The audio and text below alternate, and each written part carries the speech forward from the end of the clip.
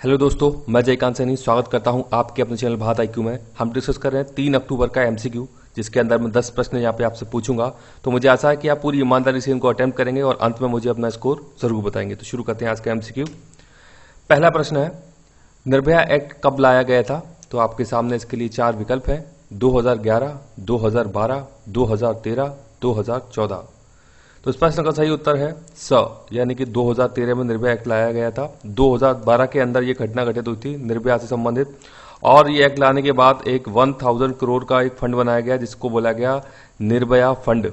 ये भी इंपॉर्टेंट चीज है। तो देखते हैं अगला प्रश्न। प्रश्न 2 है, हाल ही में गुलाब कोठारी जी को किस पुरस्कार से नवाजा गया है? तो अभी रिसेंट की न्यूज है, करंट अफेयर की न्यूज है ये। इसके लिए 4 विकल्प है आपके सामने: महात्मा गांधी इंटरनेशनल पुरस्कार, राजा राम मोहन राय पुरस्कार, मूर्ति देवी पुरस्कार, उपरोक्त में से कोई नहीं। तो इस प्रश्न का सही उत्तर है अ, यानी कि महात्मा गांधी इंटरनेशनल पुरस्कार से नवाजा गया है गुलाब कोठारी जी को, जो कि राजस्थान पत्रिका के प्रधान संपादक हैं। तो ये इंपॉर्टेंट प्रश्न है। देखते हैं अगला प्रश्न। प्रश्न 3 है, टेस्ला कंपनी के हेड कौन है? तो आपको इनका नाम बताना है। 4 विकल्प है यहाँ पे आपके सामने: Jack Dorsey, Satya Nadella, Elon Musk, उपरोक्त में से कोई नहीं। तो इस प्रश्न का सही उत्तर है स, यानी कि इलोन मस्क हैं टेस्ला कंपनी के हेड, और ये USA के अंदर स्थित है टेस्ला कंपनी। तो इंपॉर्टेंट है ये। इसके अलावा सत्या नडेला कौन है? ये माइक्रोसॉफ्ट के CEO हैं वर्तमान में अभी। तो ये भी फेमस पर्सनैलिटी हैं। ये इंडिया से बिलोंग करते हैं सत्या नडेला जी जो हैं। तो इंडिया बॉर्न अमेरिकन है ये एक तरीके से सत्या नडेला जी। देखते हैं अगला प्रश्न। प्रश्न 4 है, आयुष मंत्रालय के संबंध में गलत कथन का चुनाव कीजिए। तो आपके सामने 4 विकल्प हैं। इसके तहत होम्योपैथी एवं आयुर्वेद आता है, इसके तहत योगा व नेचुरोपैथी आता है, इसके तहत यूनानी एवं सिद्धा आता है, इसके तहत एलोपैथी एवं यूनानी आता है। तो आपको गलत बताना है यहाँ पे।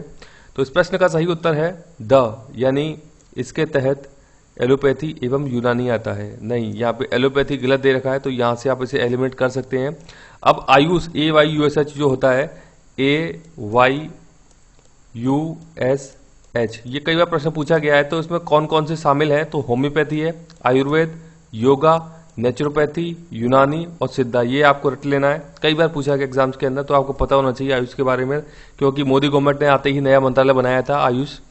देखते हैं अगला प्रश्न। प्रश्न 5 है, रोहतांग पास का नया नाम क्या रखा गया है? तो इसके लिए 4 विकल्प हैं आपके सामने: मोदी पास, अटल सुरंग, श्यामा प्रसाद मुखर्जी सुरंग, उपरोक्त में से कोई नहीं। तो इस प्रश्न का सही उत्तर है ब, यानी कि अटल सुरंग के नाम से बनाया गया है। रोहतांग पास का नया नाम हो गया है अटल सुरंग। तो बहुत ही इंपॉर्टेंट है, अभी भी इसका इनॉग्रेशन किया गया है मोदी जी के द्वारा। देखते हैं अगला प्रश्न। तो प्रश्न 6 है यहाँ पे, अटल सुरंग के संबंध में गलत कथन का चुनाव कीजिए। तो आपके सामने 4 विकल्प हैं। यह पीर पंजाल हिमालय क्षेत्र में है, दुनिया की सबसे लंबी हाईवे टनल है, इसकी लंबाई 9.02 किलोमीटर है, यह लद्दाख हिमालय क्षेत्र में है। तो आपको गलत कथन का चयन करना है यहाँ पे। तो इस प्रश्न का सही उत्तर है द, यानी कि यह लद्दाख हिमालय क्षेत्र में है। नहीं, ये गलत है। तो आप देख लीजिए कुछ इंपॉर्टेंट फैक्ट कि अटल सुरंग जो है वो पीर पंजाल हिमालय क्षेत्र में है, दुनिया की सबसे लंबी हाईवे टनल है। इंपॉर्टेंट है फैक्ट। इसके अलावा इसकी लंबाई जो है वो 9.02 किलोमीटर है ये। अब मैं आपको बता देता हूँ थोड़ा सा रेंज के बारे में। हिमालय की जो रेंज है, सबसे ऊपर है लद्दाख हिमालय, उसके बाद है जास्कर हिमालय, फिर है पीर पंजाल हिमालय, उसके बाद धौलाधर हिमालय, और सबसे लोएस्ट जो है शिवालिक हिमालय। तो ये जो पार्ट है इसको हम बोलते हैं हिमाद्री हिमालय भी बोलते हैं। इसको हम क्या बोलते हैं? हिमाद्री हिमालय। ऊपर वाला जो है, ये जो पार्ट है बीच वाला, इसको हम बोलते हैं हिमाचल हिमालय, और जो सबसे नीचे वाला पार्ट है लोअर वाला, ये शिवालिक है जो मैंने आपको बताया। तो ये इस प्रकार से इनके क्रम है, ये पूछेंगे एग्जाम्स के अंदर कई बार। तो आपको ये भी पता होना चाहिए और पता होना चाहिए हिमाद्री हिमालय कहाँ है, हिमाचल हिमालय और शिवालिक हिमालय के बारे में। इंपॉर्टेंट फैक्ट हैं सारे के सारे। देखते हैं अगला प्रश्न। तो प्रश्न 7 है यहाँ पे, कुर्जा पक्षी के संबंध में गलत कथन का चुनाव कीजिए। तो आपके सामने 4 विकल्प हैं।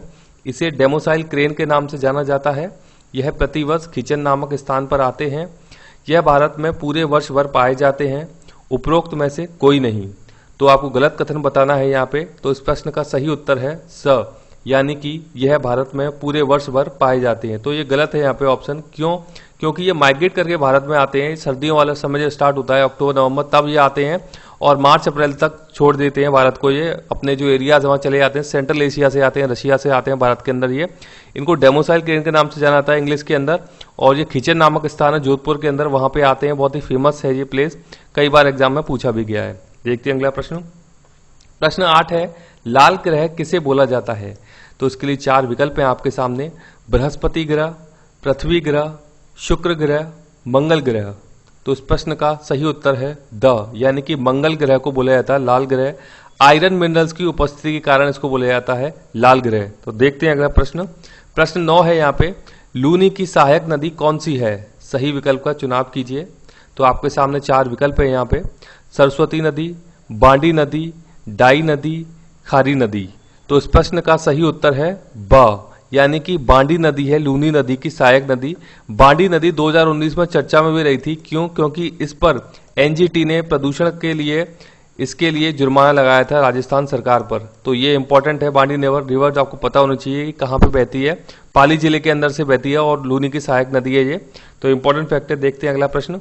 प्रश्न 10 है यहाँ पे, थाईलैंड के संबंध में गलत कथन का चुनाव कीजिए। तो आपके सामने 4 विकल्प हैं, इसकी राजधानी बैंकॉक है, इसकी मुद्रा थाई बात है, यह आसियान देश का हिस्सा है। सॉरी, ये यहाँ पे गलत हो गया है, यह आसियान देश का हिस्सा है, यह सार्क देशों का हिस्सा है। तो आपको गलत कथन बताना है।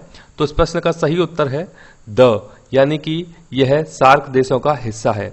तो इसके संबंध में सही कथन कौन से हैं? इसकी राजधानी बैंकॉक है, इसकी मुद्रा जिसका नाम है थाई बात, और ये आसियान देश का हिस्सा है थाईलैंड। आसियान के अंदर 10 कंट्रीज आती हैं, तो उसका हिस्सा है थाईलैंड। तो आई होप कि आपको सारे के सारे एमसीक्यूज अच्छे लगे होंगे। एमसीक्यूज अच्छे लगे हैं तो आप ईमानदारी से अपना स्कोर मुझे कमेंट करके जरूर बताइए कि आपने कितने अटेम्प्ट किए हैं। तो ज़्यादा से ज़्यादा वीडियो को लाइक करें, शेयर करें, सब्सक्राइब करें, ताकि और भी लोग इस वीडियो का फायदा उठा सकें। इसी के साथ धन्यवाद।